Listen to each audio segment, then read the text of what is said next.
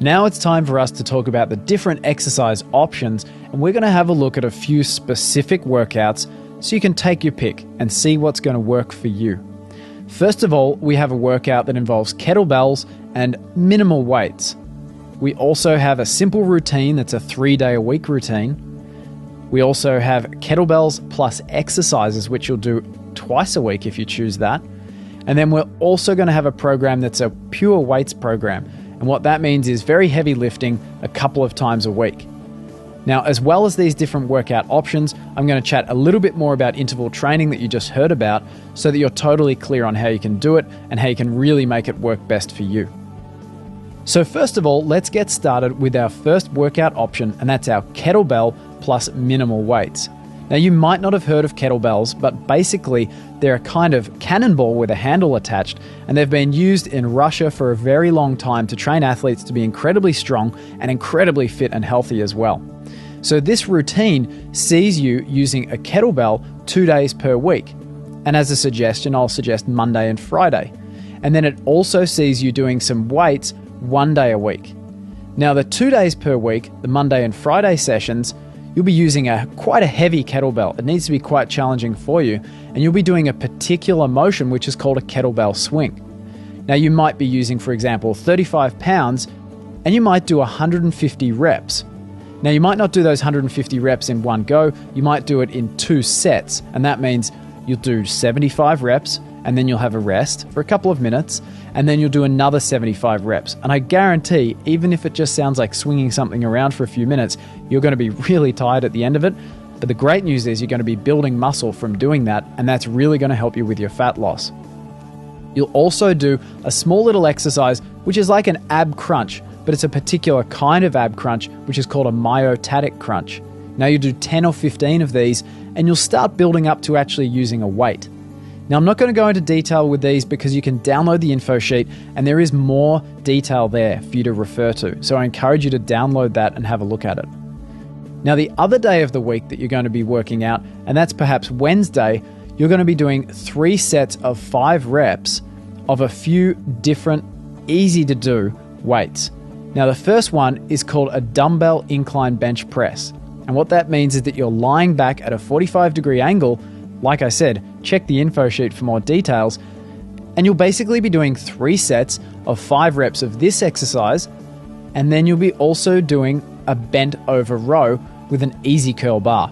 Now, like I said, check the pictures because it's going to make a lot more sense to you. The bent over row with the easy curl bar is a very simple action to do. Now, you're going to be using your palms facing up and you're going to be bent over at the waist about 20 or 30 degrees. Now, these 2 actions really challenge your upper torso, and that's really going to help you build a lot of functional muscle. You'll feel a lot stronger, and you also might start looking a little different as well. Now, after these 2 exercises, you're going to do one more exercise, and that's a reverse drag curl. Now, if you can, you're going to use a thick bar for this, and you'll be doing 2 sets of 6 reps. And that's it. Now, I know it doesn't sound like a lot of working out, but believe me, this workout and following it Monday, Wednesday, and Friday can really change things in your body, and that can really help you achieve that body that you want. So give some consideration to this workout because it doesn't take a lot of time, it's easy to fit around any kind of schedule, and there's not a lot of equipment involved either, so it might be one that you can do at home.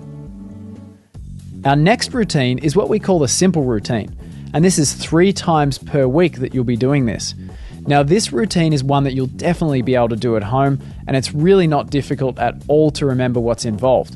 Firstly, we have an exercise called a glute activation leg raise, and this is all about squeezing those butt muscles. We also have a flying dog exercise, and again, pictures are going to tell the story here for you. We also then do 50 kettlebell swings after that. So to get into a little more detail with the glute activation raises, first of all, you'll be lying on the floor with your knees bent and you'll be ready for a sit-up basically. Once you're there, using your heels, you'll push your pelvis upwards so you have a straight plank between your shoulder blades that are on the floor and your knees. Then raise your toes a little to make sure that you're using the right muscles. Lower yourself back down and repeat this, and you'll do 20 of these in total. Now the flying dogs, you're going to do 15 of these, and you start off on the floor on all fours. Lift your right arm out straight and your left leg out straight, and then lower them both down again. Then lift your left arm out straight and your right leg out straight behind you, and lower it both down again. Once you've done this, that's 1 rep, and so repeat that whole sequence 15 times, and you've done your flying dogs. The kettlebell swing is exactly the same swing that we mentioned in the previous workout, and there's a lot of good detail on the info sheet for you to refer to so that you can know exactly how to do them. Now, as I said, this is 3 times per week, and this is an easy one to do in the morning, even perhaps before breakfast. You definitely don't need to be going to a gym to do this, and I'm sure you're going to be finding a kettlebell at a department store or online if you prefer. It won't be too much trouble at all. Our next workout is a kettlebell plus exercises workout, and this is a little more involved than that first workout we talked about. So first of all, you'll be doing a kettlebell swing, which you're starting to gather is one of my favorite exercises. Then you'll also be doing the flying dog that I just mentioned. You'll also do a myotatic crunch, and then you'll do an extra little exercise that's called a cat vomit. Now I know that sounds pretty funny, so I'm going to give you a bit of detail on that. Finally, and this is for the ladies only, you'll do a couple of extra exercises that are going to help you get stronger, but also help you preserve that feminine physique that you love. So the kettlebell swing, now it activates a lot of muscle groups, and it's very challenging, as I've mentioned. What I want you to do with this workout is aim for a minimum of 75 swings, and you might get up to a maximum of 150 swings. If you hit a maximum of 150, well, that kind of tells me that you need to be using a heavier kettlebell, so it's time to go shopping again. But congratulations when you get there. The flying dog, as I just described, sees you starting off on all fours and lifting alternate arms and legs out straight in front of you. And again, you'll be doing 15 of these with this workout. Now the myotatic crunch, it's a challenging exercise to start off with, but once you get it figured out, it's a really, really great exercise for developing a lot of abdominal strength and a lot of core strength, which means you'll probably have less back pain if you do a lot of sitting. Now that's what makes it such an important exercise to do, and I thoroughly recommend that everyone does this. Now doing a myotatic crunch, and again, please refer to the photos while you're doing it, but it's easiest done with a timer device. And that means a kind of device that can actually count beats in a minute, for example, for you, so that you can get the rhythm exactly right. Now, if you have what's called a Bosu ball, then you can use that. But if you don't have a Bosu ball, for example, if you're doing a workout at home and you don't have one, you can actually use a few pillows piled up, and that'll work just as well. Now, you want to set yourself either on the Bosu ball or on the pillows so that your butt is just on the edge of them and you have a lot of pressure in your lower back that's pushing up. What that means is that you'll basically be rocking around your hips as a pivot point. Now, what you want to do is not come up too high. And again, if you take a look at those photos, it's going to make sense for you. When you start, probably it's a good idea to use your arms crossed over your chest if you can't bring your arms up straight and do a full repetition. Now, using your arms crossed over your chest is going to let you build up some strength, but I want you to graduate up to holding your arms over above your head, straight out above your head, as if you're going to be diving into a swimming pool, for example. Now, once you've got the routine set, basically you're going to do 10 to 15 reps. And then once you can do 15, I want you to grab a weight. Maybe it's even a book that you've got at home and start trying to build up to 15 reps again. Once you hit 15, you know what it's time to do. Up that weight and keep it challenging for you. Now, the cat vomit is a really, really funnily named exercise, but it's actually a great one to do. Now, I recommend that you study the graphic that you see on the screen here, and of course it's on the info sheet.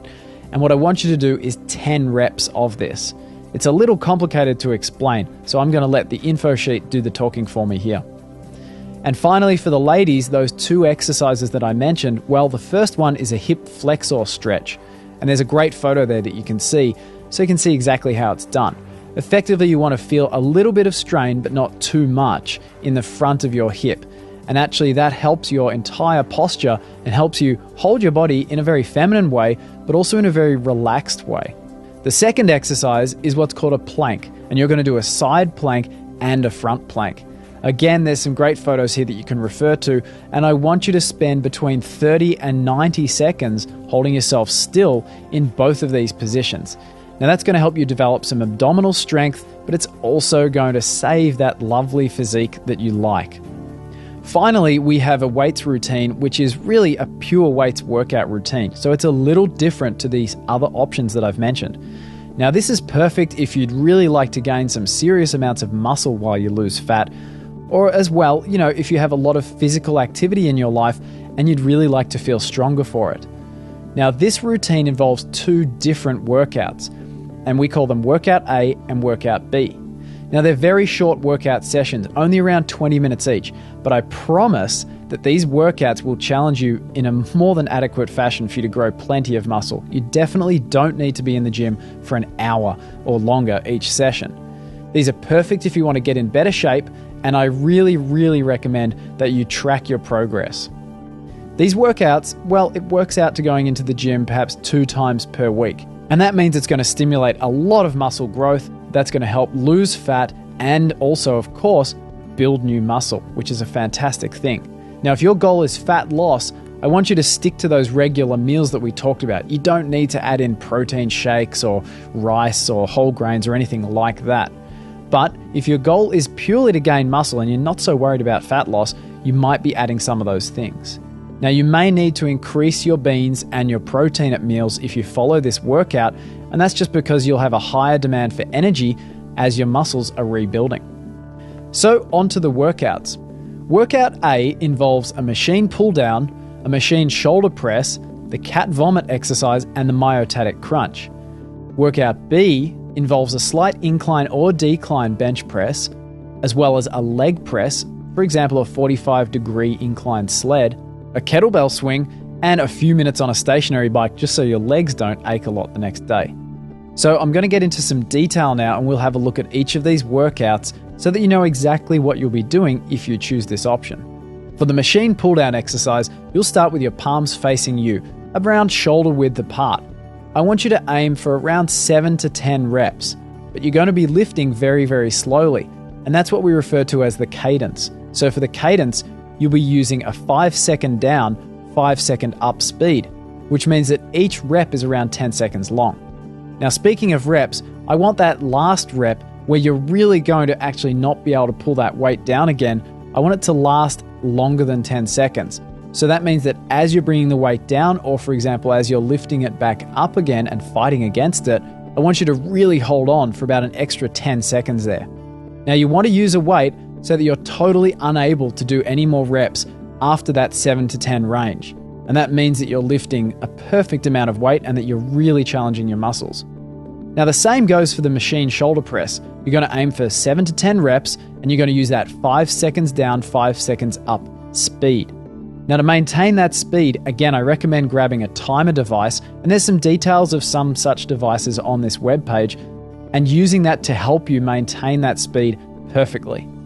Now, again, make the last rep last a really long time. And I'm not talking about half a minute here, but I am talking about really delaying that last rep by perhaps an extra 10 seconds and really fighting against it until you can't possibly fight against it anymore.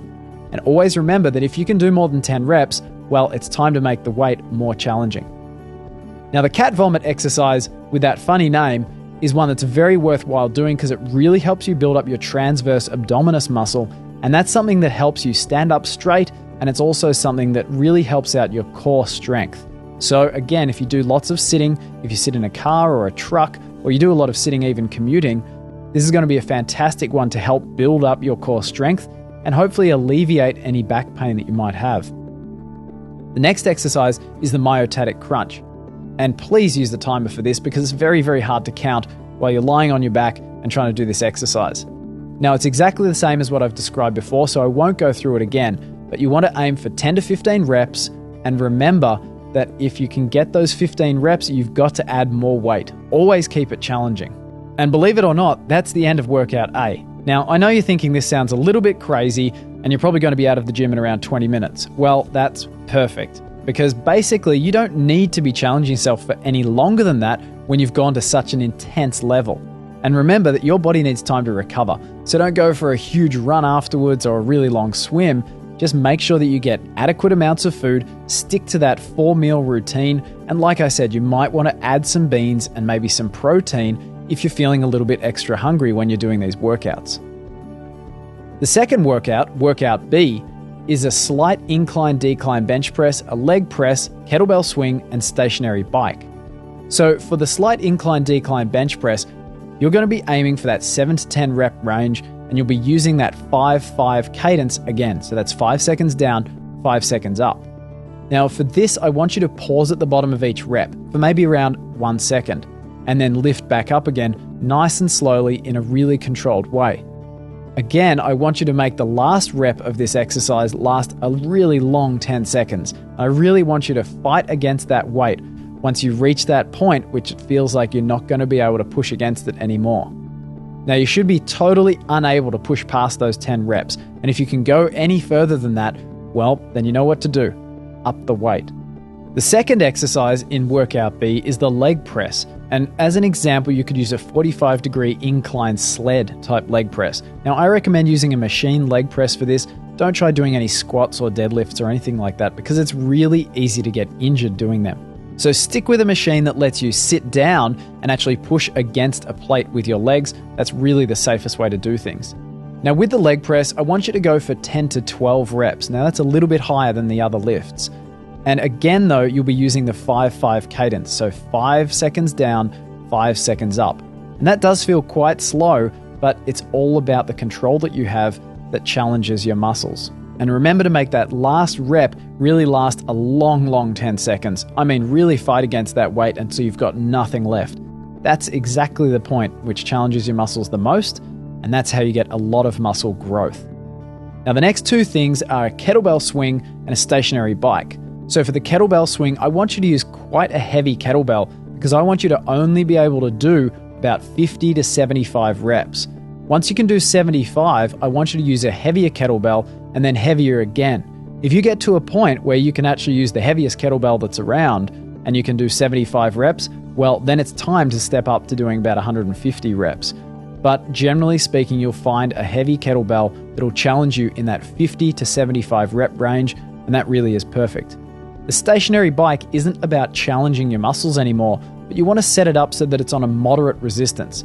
I want you to cycle at around 85 or more RPM and only go for about 3 minutes. Now this is targeted at reducing leg soreness the next day, because if you've really pushed yourself on that leg press, well, you'll know about it when you got to stand up out of a chair the next day. For these two workouts, they're both incredibly short and they really only see you in the gym for around 20 minutes each session, but I promise that they're more than adequate to build loads and loads of muscle, and they're actually workouts that I've used personally and got great results with. When you get going, I want you to take 2 days rest in between each workout for the first 2 weeks. So you might go on Monday and then on Thursday and then on Sunday, for example. After that, I want you to take 3 days of rest in between each workout. So that's after the first 2 weeks, you'll be taking 3 days of rest after each and every workout. So if you go on Monday, then you'll go again on Friday, and then you'll go again on Wednesday the next week. Now, hopefully this works with your schedule and adjust it as best you can. Hopefully it works and it's pretty easy for you to work in. Basically, the idea here is that we're getting plenty of recovery and plenty of rest because it's those 3 days off that you're actually doing the majority of your muscle growth. So it's important to stick with the meals, keep your nutrition up, and you'll probably see some really fantastic gains in the gym. Now, if you continue for more than 6 weeks, I want you to start taking 4 days of rest between each workout because basically your muscles will be quite a bit bigger, they'll be more developed, but they'll also be getting more challenged and therefore need more recovery time after that. The key to these workouts is to always keep yourself challenged. So if you hit the top end of the rep range for any of these lifts, you've got to put the weight up next time. And when you put it up, aim to put it up by around 10%. And whether you're on a machine that lets you put it up by 10% or whether it works out to be, 8% or 12%, that's fine. But just don't put it up by 20 or 30% because you probably won't be able to lift the weight maybe even 4 or 5 reps. So that rounds out the 2 workouts, and basically that gives you a lot of different workout options now to choose from. We've covered 4 different workouts in total, and they're all quite different, and they all really give you great options whether you're working out at home or whether you want to go into a gym. There's some great stuff for people who are really time challenged and maybe just want to challenge their muscles a little bit, but there's also an option there if you really want to grow a lot more muscle and also get fat loss as you go along with that.